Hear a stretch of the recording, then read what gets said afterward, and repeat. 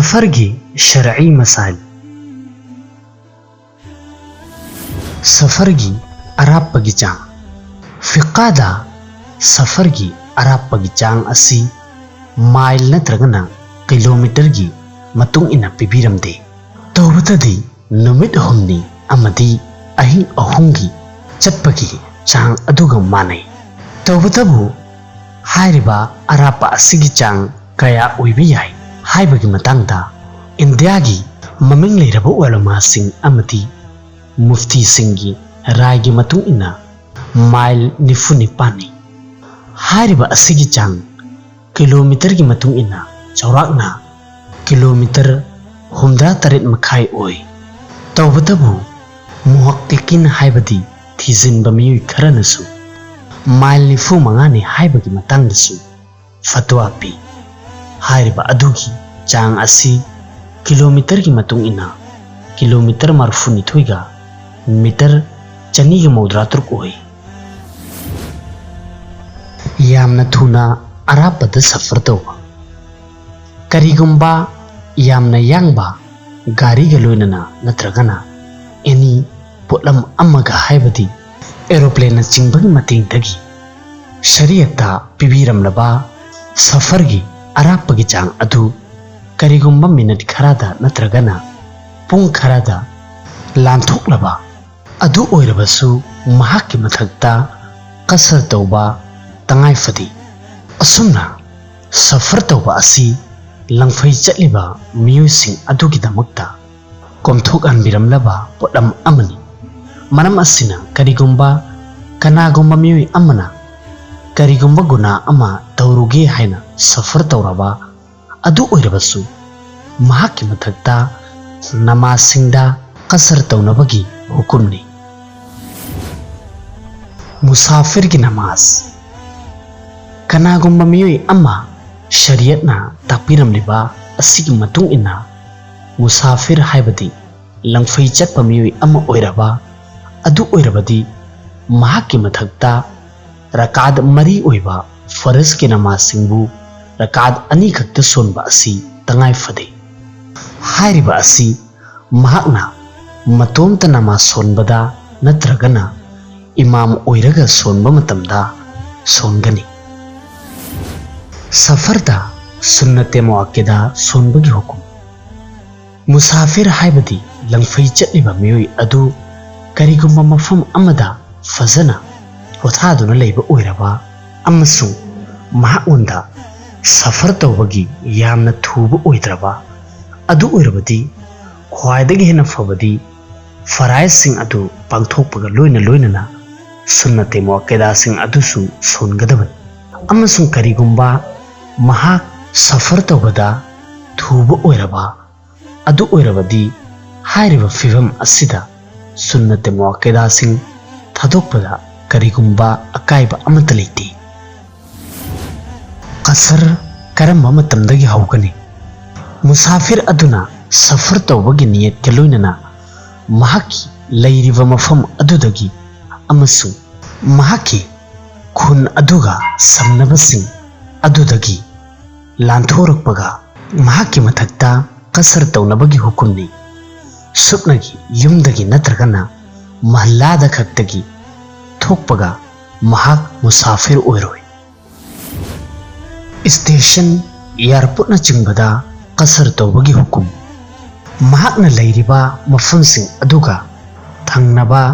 Station सिंग नत्रगना bus stand नत्रगना airport असिन चिंबा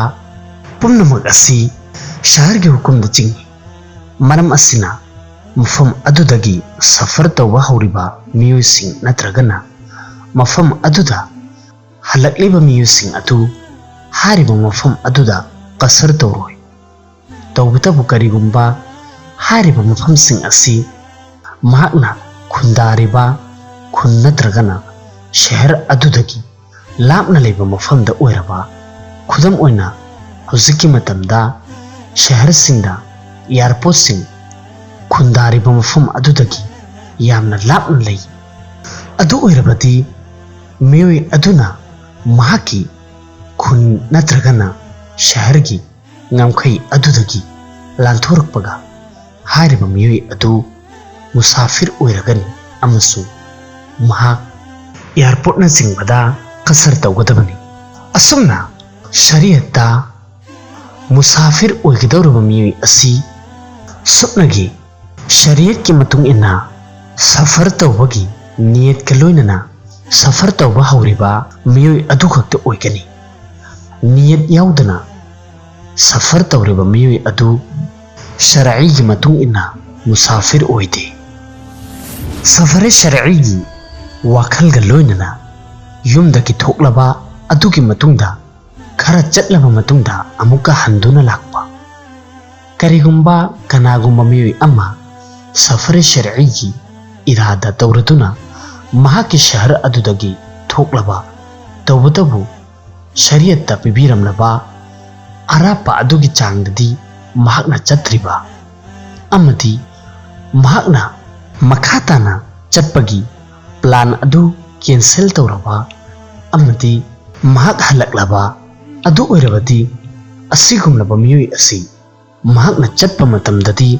ꯃꯨꯁꯥꯐꯤꯔ ꯑꯣꯏꯒꯅꯤ꯫ ꯇꯧꯕꯇꯕꯨ ꯃꯍꯥꯛꯅ ꯌꯨꯝꯗ ꯍꯜꯂꯒꯦ ꯍꯥꯏꯅ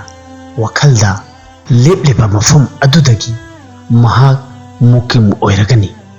ꯍꯥꯏꯕꯗꯤ ꯃꯨꯁꯥꯐꯤꯔ ꯑꯣꯏꯔꯔꯣꯏ꯫ ꯃꯇꯝ ꯈꯔꯒꯤꯗꯃꯛꯇ ꯃꯐꯝ ꯑꯃꯗ ꯂꯩꯕ꯫ ꯀꯔꯤꯒꯨꯝꯕ ꯀꯅꯥꯒꯨꯝꯕ ꯃꯤꯑꯣꯏ ꯑꯃꯅ ꯃꯐꯝ ꯑꯃꯗ ꯑꯍꯤꯡ 15 ꯂꯩꯕꯒꯤ ꯅꯤꯌꯠ ꯇꯧꯔꯕ ꯑꯗꯨ ꯑꯣꯏꯔꯕꯗꯤ ꯍꯥꯏꯔꯤꯕ ꯃꯐꯝ ꯑꯗꯨ ꯃꯍꯥꯛꯀꯤꯗꯃꯛꯇ ꯋꯇꯅꯤ ꯏqꯥꯃꯠ ꯀꯧꯏ꯫ ꯍꯥꯏꯔꯤꯕ ꯃꯐꯝ ꯑꯗꯨꯗ ꯃꯍꯥꯛ ꯅꯃꯥꯖ ꯃꯄꯨꯡ ꯐꯥꯅ ꯁꯣꯟꯒꯅꯤ꯫ ꯑꯁꯨꯝꯅ ꯀꯔꯤꯒꯨꯝꯕ ꯀꯅꯥꯒꯨꯝꯕ ꯃꯤꯑꯣꯏ ꯑꯃꯅ ꯀꯔꯤꯒꯨꯝꯕ ꯃꯐꯝ ꯑꯃꯗ ꯆꯠꯇꯨꯅ ꯑꯍꯥꯟꯕꯗ ꯅꯨꯃꯤꯠ 15ꯅꯤ ꯂꯩꯕꯒꯤ ꯅꯤꯌꯠ ꯇꯧꯗ꯭ꯔꯕ ꯑꯃꯗꯤ ꯃꯗꯨꯗꯒꯤ ꯍꯟꯊꯅ ꯂꯩꯕꯒꯤ ꯅꯤꯌꯠ ꯇꯧꯔꯕ ꯑꯃꯁꯨꯡ ꯃꯍꯥꯛꯅ ꯂꯩꯔꯤꯕ ꯑꯗꯨ ꯃꯔꯝ ꯑꯃꯗꯒꯤ ꯑꯗꯨꯝ ꯁꯥꯡꯗꯣꯛꯄ ꯑꯣꯏꯔꯕ ꯑꯃꯗꯤ ꯑꯦꯅꯤ ꯃꯇꯥꯡ ꯑꯃꯗ ꯃꯍꯥꯛꯅ ꯅꯨꯃꯤꯠ 15ꯅꯤ ꯂꯦꯞꯇꯅ ꯂꯩꯕꯒꯤ ꯅꯤꯌꯠ ꯇꯧꯗ꯭ꯔꯕ ꯑꯗꯨ ꯑꯣꯏꯔꯕꯗꯤ ꯍꯥꯏꯔꯤꯕ ꯃꯤꯑꯣꯏ ꯑꯗꯨ ꯑꯗꯨꯃꯛ ꯃꯨꯁꯥꯐꯤꯔ ꯑꯣꯏꯅ ꯂꯩꯒꯅꯤ ꯑꯃꯁꯨꯡ ꯅꯃꯥꯖꯇ ꯀꯁꯔ ꯇꯧꯒꯅꯤ꯫ ꯍꯥꯏꯔꯤꯕ ꯑꯗꯨ ꯅꯨꯃꯤꯠ ꯀꯌꯥꯅꯤ ꯍꯧꯈ꯭ꯔꯕ ꯑꯣꯏꯔꯕꯁꯨ꯫ ꯑꯁꯨꯝꯅ ꯀꯔꯤꯒꯨꯝꯕ ꯀꯅꯥꯒꯨꯝꯕ ꯃꯤꯑꯣꯏ ꯑꯃꯅ ꯀꯔꯤꯒꯨꯝꯕ ꯃꯐꯝ ꯑꯃꯗ ꯅꯨꯃꯤꯠ 15ꯅꯤ ꯂꯩꯒꯅꯤ ꯍꯥꯏꯕꯒꯤ ꯅꯤꯌꯠ ꯇꯧꯔꯕ ꯑꯃꯁꯨꯡ ꯅꯃꯥꯖꯇ ꯃꯄꯨꯡ ꯐꯥꯅ ꯁꯣꯜꯂꯕ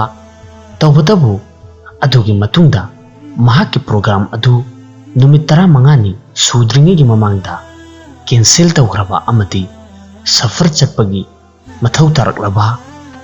ꯑꯗꯨ ꯑꯣꯏꯔꯕꯗꯤ ꯃꯍꯥꯛꯅ ꯁꯐꯔ ꯇꯧꯕ ꯍꯧꯗ꯭ꯔꯤꯕ ꯐꯥꯎꯕ ꯃꯍꯥꯛ ꯃꯨꯀꯤꯝ ꯑꯣꯏꯅ ꯂꯩꯒꯅꯤ, ꯍꯥꯏꯕꯗꯤ ꯃꯄꯨꯡ ꯐꯥꯅ ꯅꯃꯥꯖ ꯁꯣꯟꯒꯅꯤ꯫ ꯃꯨꯁꯥꯐꯤꯔꯅ ꯔꯀꯥꯠ 4 ꯅꯃꯥꯖ ꯁꯣꯜꯂꯨꯕ꯫